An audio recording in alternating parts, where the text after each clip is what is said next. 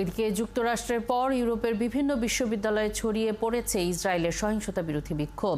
মঙ্গলবার নেদারল্যান্ডসের আমস্টারডাম বিশ্ববিদ্যালয়ের ১৪০ শিক্ষার্থীকে আটক করেছে আইনশৃঙ্খলা বাহিনী।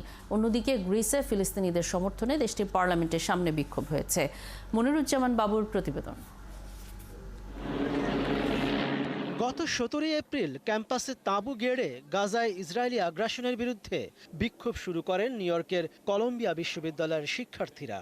এই সময় ইসরায়েলকে সহায়তা বন্ধের দাবি জানাতে গিয়ে আটক হয়েছেন প্রায় ২৫০০ শিক্ষার্থী। পুলিশের দমনপীড়ন ধরপাকড় উপেক্ষা করে ক্যাম্পাসে অবস্থান নিয়ে বিক্ষোভ চালিয়ে যাচ্ছেন তারা। এরপর ২ সপ্তাহ পেরিয়ে গেছে। বিক্ষোভ যুক্তরাষ্ট্র ছাড়িয়ে ছড়িয়ে পড়েছে ইউরোপের বিভিন্ন বিশ্ববিদ্যালয়ে। ফিলিস্তিনিদের সমর্থনে মঙ্গলবার গ্রিসের রাজধানী এথেন্সের রাস্তায় নেমে আসেন শত শত মানুষ। এদিন দেশটির পার্লামেন্টের সামনে ইসরায়েল বিরোধী স্লোগান দেন তারা। এক পর্যায়ে পুলিশ ও বিক্ষোভকারীদের সংঘর্ষে গোটা এলাকা পরিণত হয় রণক্ষেত্রে।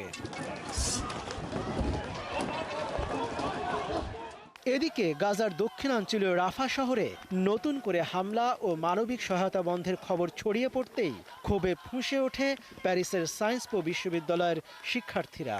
এ সময় ইসরায়েলের সঙ্গে কাজ করে এমন সংস্থাগুলোর সঙ্গে ফ্রান্সের সম্পর্ক ছিন্ন করার দাবি জানান তারা।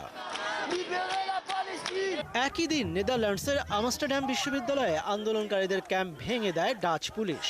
আটক করা হয় প্রায় অর্ধশত বিক্ষোভকারীকে।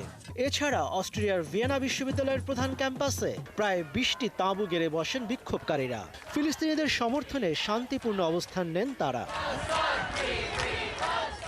বিক্ষোভে উত্তাল স্পেনও।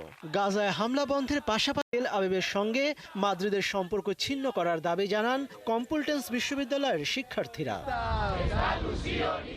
আন্দোলন হয়েছে ফিনল্যান্ড, ডেনমার্ক, এমনকি অক্সফোর্ড, ক্যামব্রিজ সহ যুক্তরাজ্যের অনেক বিশ্ববিদ্যালয়ে।